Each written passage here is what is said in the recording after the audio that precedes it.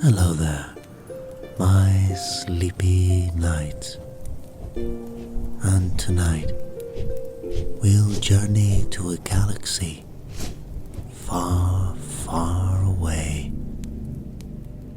And if these videos help you, please consider subscribing to the channel and even clicking on the like button. But for now, let's settle in for a soothing journey and a tale of destiny and discovery with the First Jedi.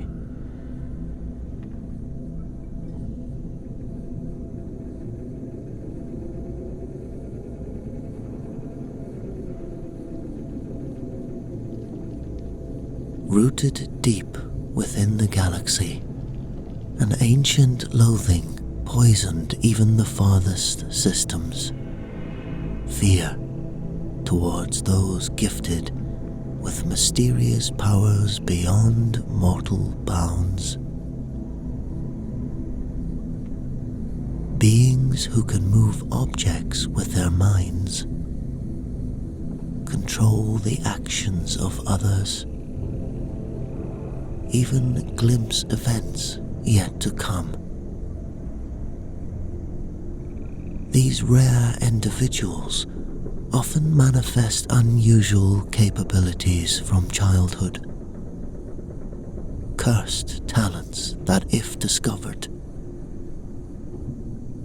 assured only distrust and fear from a cruel universe. Most worlds harbored derisive legends about such beings, myths full of demonic perversion and twisted souls. Thus, a climate of fear drives those gifted with extraordinary talents to mask their true nature, existing only in shadow rumors by the name of Spawner. The Spawner were known as abominations. The Spawner were freaks.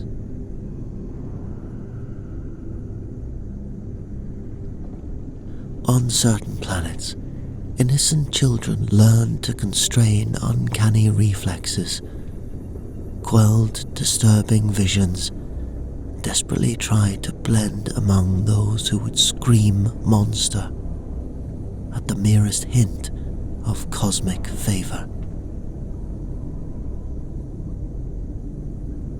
But nowhere in the known galaxy did hatred of Spawner run deeper than upon the remote planet of Krathar. On the harsh and unforgiving planet of Krathar, oppression and danger haunt those secretly gifted with powers beyond explanation. Thus, Joren would hide his uncanny talents deep within. Known only as Slave 72, forced to scrape precious resources from endless tunnels beneath the surface.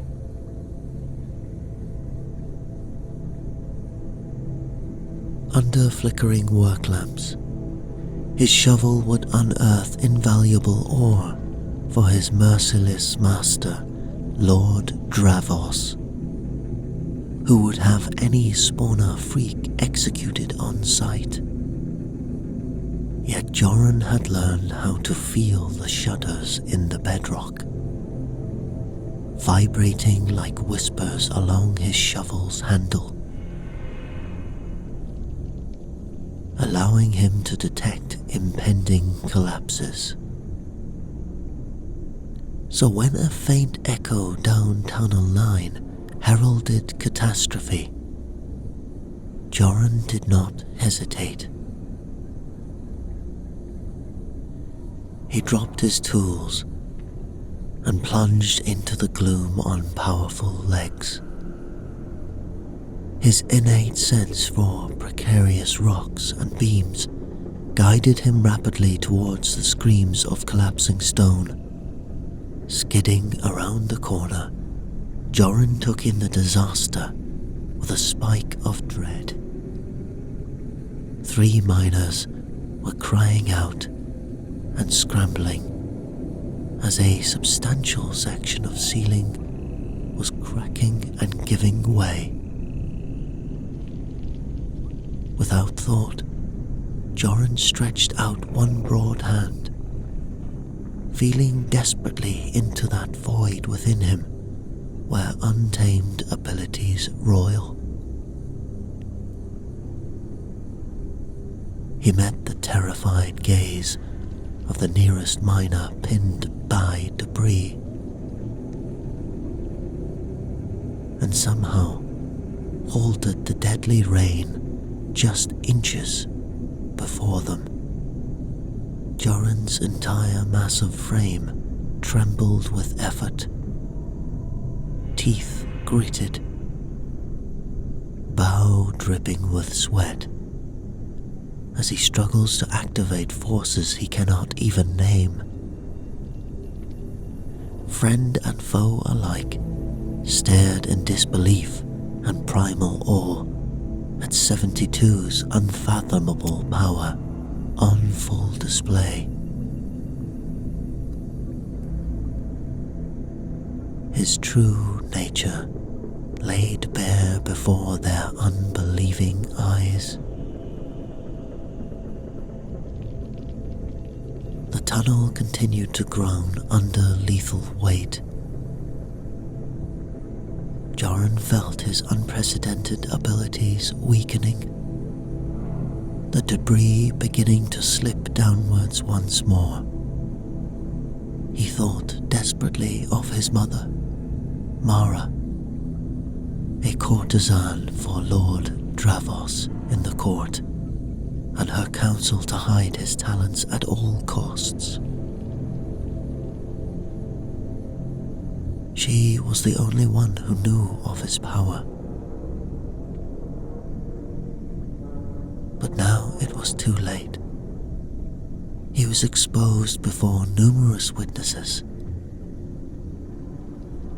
Joren had only one choice if he wished to save anyone along with himself. With a hoarse shout, Joren drew once more on the energy humming within, from unknown dimensions through his straining limbs. He forced the debris backwards in a titanic eruption from his shaking palm, sending the avalanche reversing into Tunnel 9. As falling rock faded, Joren sank to his knees, utterly spent, visions flickering. He knew Lord Dravos' soldiers would arrive any second to shackle the spawner freak exposed by chance.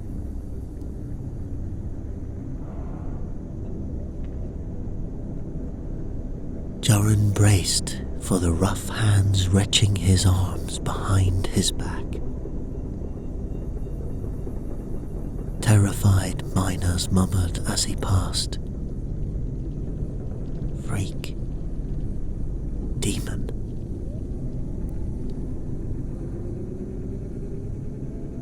He could have still fought his way free, but they knew his secret now. And if Joren resisted, his beloved mother would surely pay the price at the hands of Lord Dravos.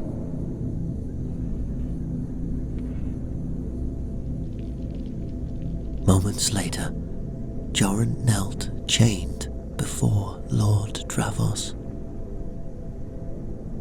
whose bone-white face split into a grin. So, the tunnel rat with hidden talents. The assembled nobles tittered with malice. Dravos raised a hand, and the courtroom silenced. Well, give us a demonstration, Slave 72. Unless you'd prefer immediate execution.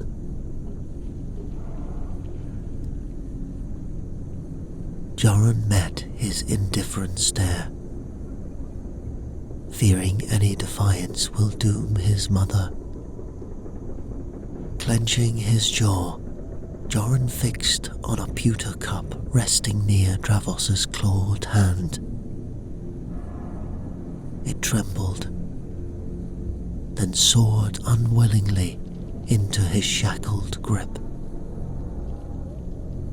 Dravos's eyebrows raised while nervous energy rippled through the gallery. Impressive. But I wonder, can it kill on command? Dravos nodded towards his executioner, standing by Joren, axe in hand. If you use your power to snap his neck, I will let you live, 72. Revulsion rose in Joren's throat. But he knew, to survive he must obey. He stretched out a quivering palm. The executioner began to choke, face purpling as he clawed confusedly at his throat.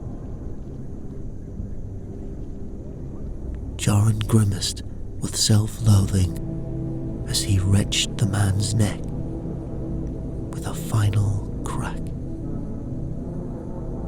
Amused claps broke out among the courtiers as Dravos pronounced, "Congratulations, 72. You will be the realm's new executioner." He leaned closer and whispered so only Joren could hear. Use your powers in my service, or else your mother might not make it. Joren closed his eyes.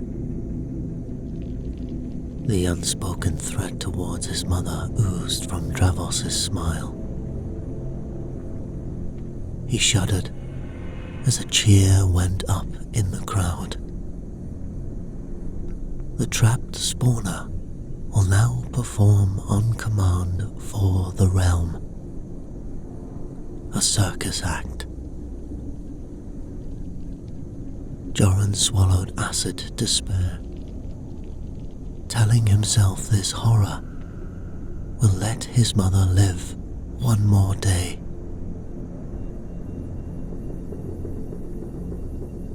Joren drifted in anguished days of corrupted luxury, showered with scraps of finery, yet less than human.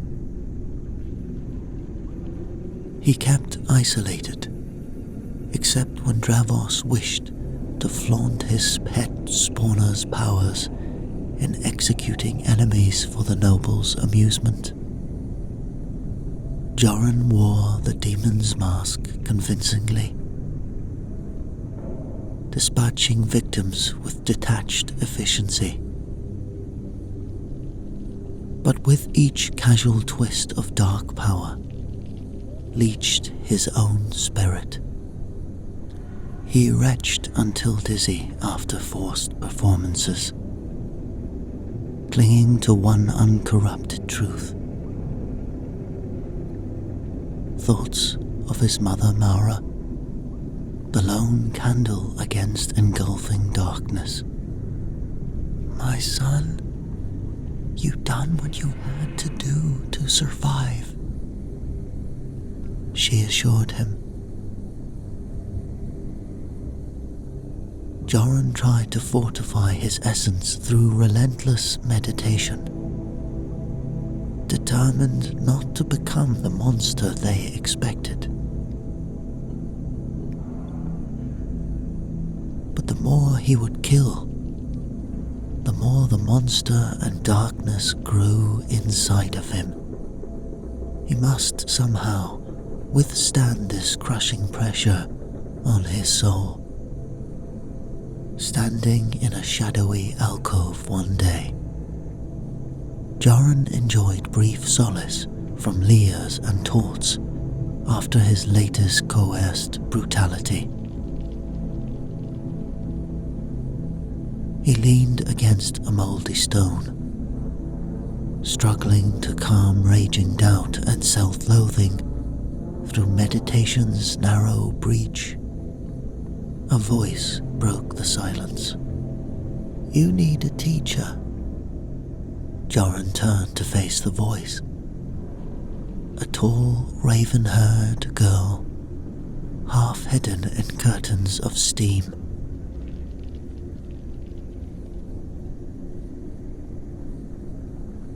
"I'm Zara, slave to the under-mechanics.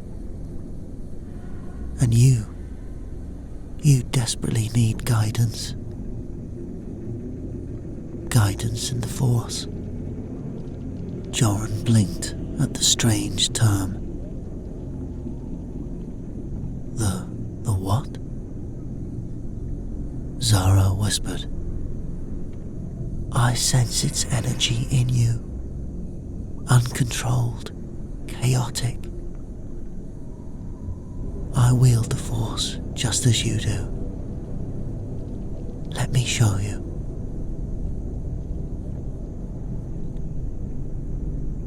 She closed her eyes, and Joren felt an uncanny pressure. He looked down and saw a tool lift from Zara's tech kit, spinning easily between her narrow fingers. Heart pounding, Joren reached out, sensing indeed Zara's unique warmth echoing inside himself. Recognizing their shared fusion with this mysterious force. But dare he trust when betrayal could doom his mother? Zara smiled gently as if hearing his doubt. "I only wish to help a kindred soul trapped in darkness. I can speak directly with this force, this power that we share. Its voice, it echoes in my head."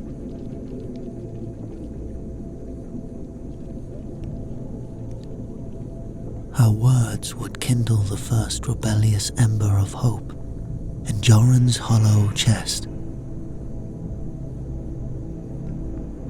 "Follow me," she tells him.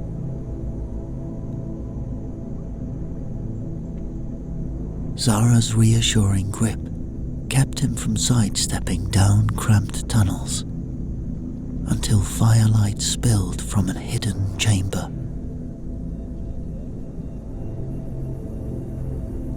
Joren blinked in surprise at nearly a dozen haggard slaves huddled inside, all radiating ripples in the Force. A patchwork family bound by secrets and scars. Zara greeted them warmly, ushering a weary Joren into their den. "This is Joren," she smiled. "The one I mentioned who needs guidance with his talents." Joren shifted awkwardly under the weight of their assessing gazes. These fellow spawner, these outcasts and runaways, gathered mysteriously under Krathar's crust. An imposing man stood, pallid skin etched by winding tattoos. "I am Ro," he rumbled, taking Joren's hesitant palm in greeting. "Once too, I suppressed my gifts until Zara taught me control."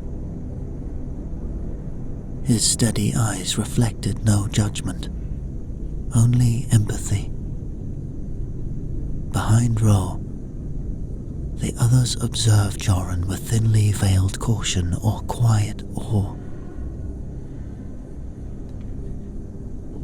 Zara touched Joren's shoulder gently. "We few share a unique bond and unique opportunity, should we dare to grasp it." She nodded to Ro, who inhales deeply.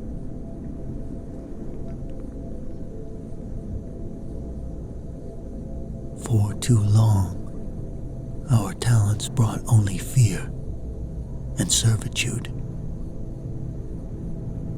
But the time nears when we shall ignite the flames of resistance." He gestured towards the table, which revealed elaborate plans for a coordinated sabotage to shatter Dravos's brutal minds and free all slaves. While this planet-wide riot would rage, the spawner would harness their powers and escape off the world to freedom. Joren listened with growing unease to their grandiose visions, so removed from his reality of submission and loss. Tension mounted in Joren as Ro unfurled riotous visions, rejecting a life of coerced violence to brazenly take freedom within their own hands, using their powers, using the Force for good. The others would lean forward, resonant with barely tempered rage and hope. But Joren recoiled, imagining only catastrophe, barreling down on their reckless ambitions. "You'll lead us all to slaughter," he burst out. "Or worse, fate's crueler than death if Dravos crushes your deluded insurgents." The rest of the spawner flinched as if doused by icy water. Joren pressed on fiercely. "You think these frail chains of stealth and lies can overcome all of Dravos's brutal strength?" He made eye contact with each shadowed face. "He'll raise your secret allies to bedrock and smoke. I've knelt in enough blood and soot to know. Even whispers of dissent rain down oceans of gore." Joren trembled before their stricken ranks. Into ringing silence, he whispered hoarsely, "You shouldn't have brought me here. I won't be part of this." He turned toward the dark tunnel. Zara's pleading echoes faded into the thrumming of his pulse. However their fervor would ignite longing in his marrow, Joren knew any sign of open defiance would collapse only to crushing darkness.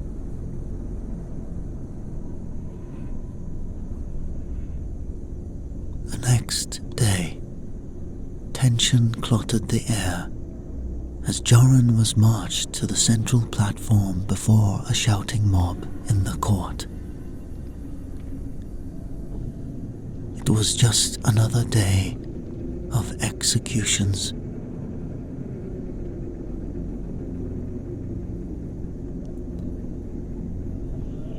Garbed in despised fineries, he fixed his gaze on distant peaks rather than meet the hungry eyes of the wealthy. Dravos' soldiers dragged whimpering prisoners forward, but one captive's cries shred Joren's heart. He turned to see his mother, Mara, stumble first into the line, his secret confidant shackled and bleeding. Their eyes locked in shared desperation across lifetimes.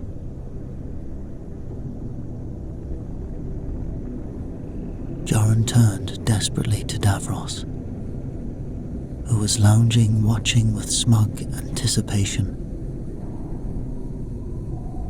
"No, not this one," Joren implored, fury and dread choking his cry. Dravos only laughed. "She hides treasonous secrets. Now, do your office, executioner." He gestured, and a soldier dragged the weakly struggling Mara forward by her matted hair. Joren staggered back, chest heaving. Howls rose from the crowd at his refusal. Mara lifted her eyes once more to meet Joren's with profound love and acceptance. "It's okay, my son. It's all going to be okay." Dravos raised his hand. "Well now, I think you have some knowledge you should tell your son before you depart this world, Mara." Mara lifted her head proudly as Joren trembled. "That your new executioner is blood of your own cruel heart." She turned to face her son. "I'm sorry. Dravos is your father.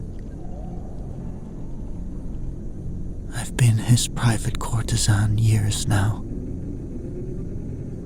I wasn't supposed to keep you. I kept you a secret for as long as I could." The world dropped away as Joren tried to process what he was hearing. Surely this can't be true. Although it was strange that Davros would choose to keep a spawner alive. Joren fell to his knees as Mara turned to face him one final time. Though never spoken, in this endless moment, their hidden bond of mother and son sang with sorrowful love. "I'm so sorry, Joren." Mara closed her eyes, her hand clenched into tension, and using the force, Mara started to choke herself. The crowd started to scream, thinking that Joren himself was using his powers to kill his own mother. Joren reached out with the Force to try and stop her, but Mara was too powerful. She blocked Joren with all her might, and soon life drained from her beautiful face. The crowd erupted as Joren held his mother in his arms. Joren wasn't to know, or Mara for that fact, but the sacrifice that she had made this day would cause a chain of events to occur that would span centuries. As Joren stared at Mara's limp form, wrath ignited to scorch all vestiges of fear and doubt into smoking ash. Joren closed his mother's eyes with shaking fingers, symbols of Dravos's choking grip over them all. No more.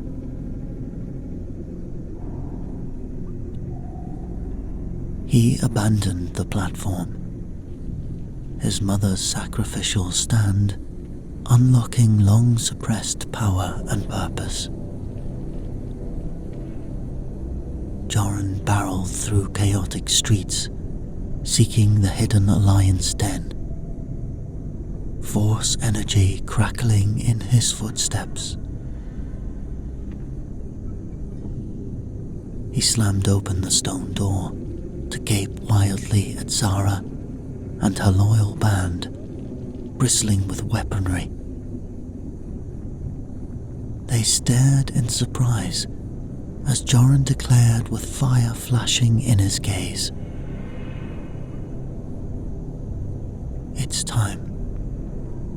I will lead your rebellion." Determination flowed between them, binding leader to outraged kin.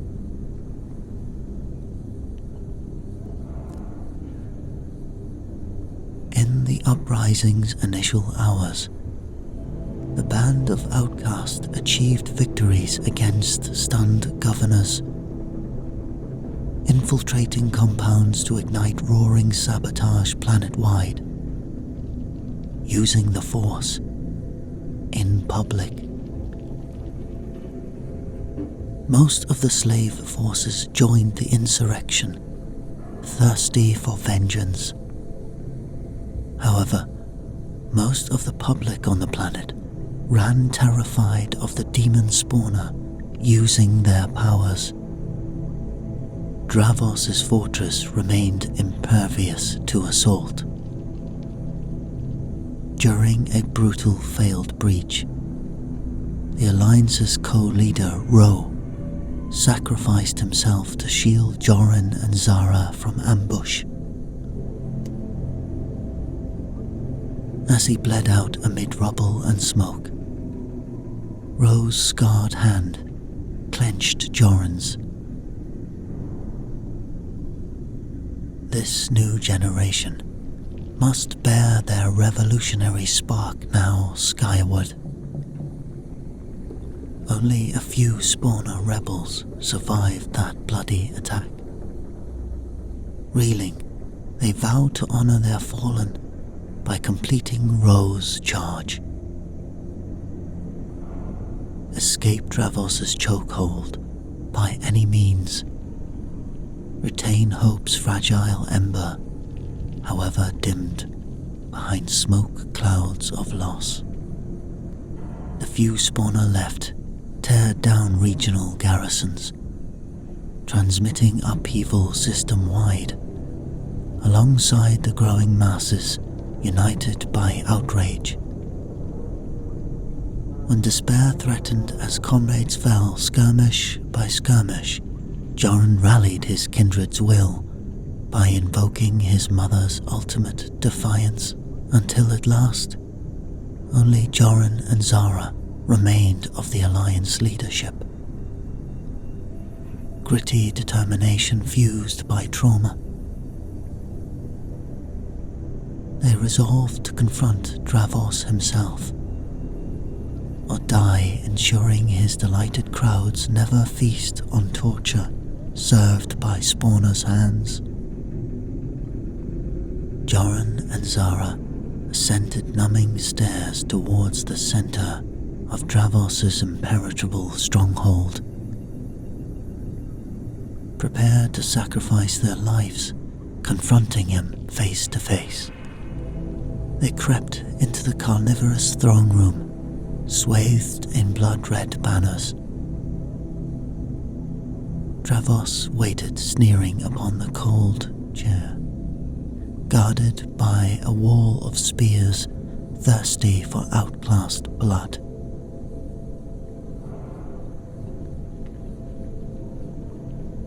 My bastard spawn son returns, snivelling at last, he mocked.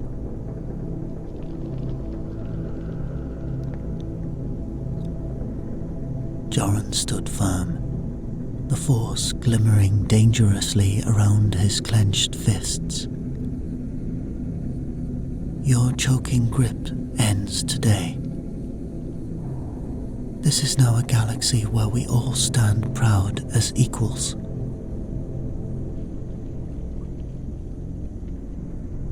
Dravos threw back his horned head with vicious amusement, as if feeble dreams fulfill reality's hunger. I spared your life when I found out where you came from. I gave you a purpose. I let you live. Yet you repay service with betrayal? Dravos flicked his wrists. His guards walked towards Joren and Zara in unison, their blades shaking with tension. Joren and Zara cried out in unison. Now. Channeled rage hurtling towards the guards, piercing them as they collapsed in a cacophony, as chaos exploded.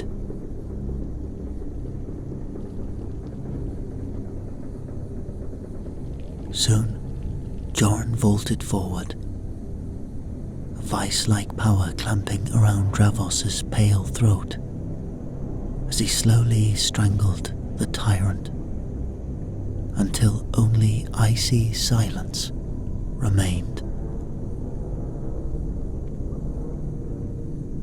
A red dawn crept over distant peaks. In the victory's smouldering wake, Joren expected embrace for hard-won liberty. Instead, fearful eyes tracked the spawner pair as they walked numbly among the ruin and crowds. For though the planet had won freedom upon the backs of Joren and Zara's sacrifice, dread of their powers persisted. They pleaded for trust, vowing protection now that Dravos lay dead. But the citizens recoiled.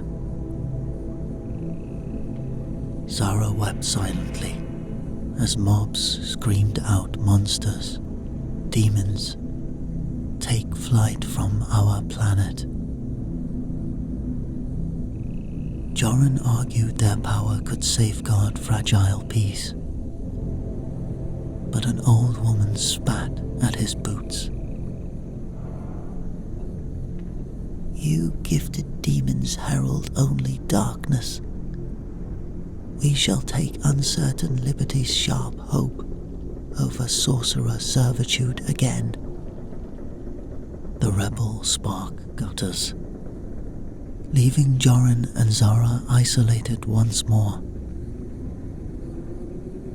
They had won liberty for this people, this planet, but no place among them.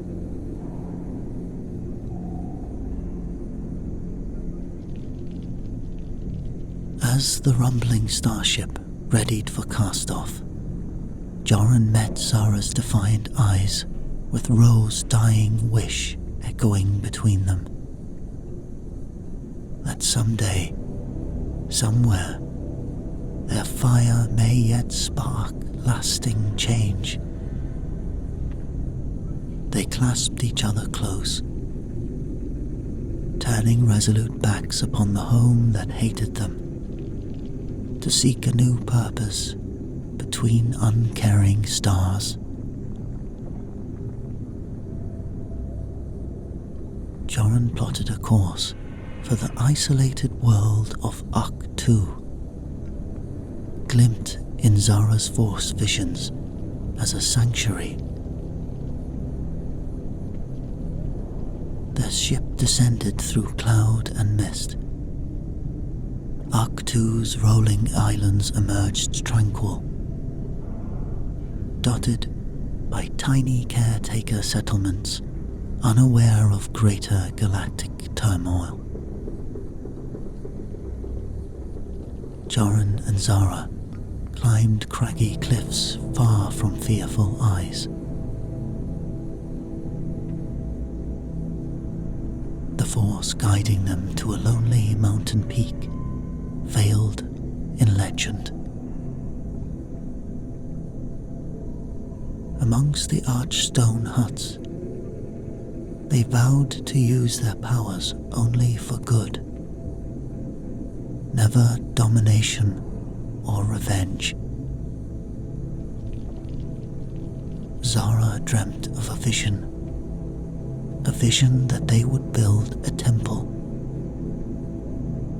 This temple would offer guidance for lost spawner like themselves. Joren's shadowed gaze kindled as she spoke. Yes, an order devoted to compassion and to hope.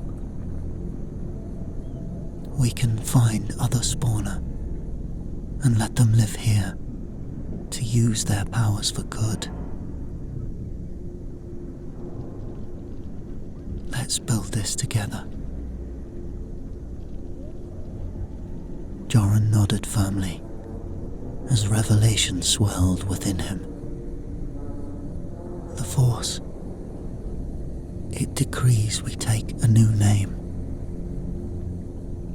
We shall be called Jedi. They toiled side by side, levying massive stones with amplified strength to form a central sanctuary surrounded by meditation alcoves. In carved mosaics, Zara immortalized other Jedi's proud sacrifice so their light may long endure. One twilight evening, after Zara had been gone on a mission called upon her by the Force itself, Joren rested his sore limbs under alien constellations. As Zara approached softly, holding something new she had forged, she held it up towards Joren. "What is that?" he asked, with quiet reverence, as she ignited a glowing blue blade, bathing her face in sapphire.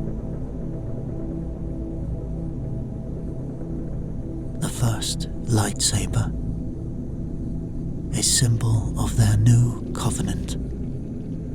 Joren embraced her in wordless awe under the glittering expanse of a universe once more open to promise. For here, the Jedi Order waited patiently to emerge.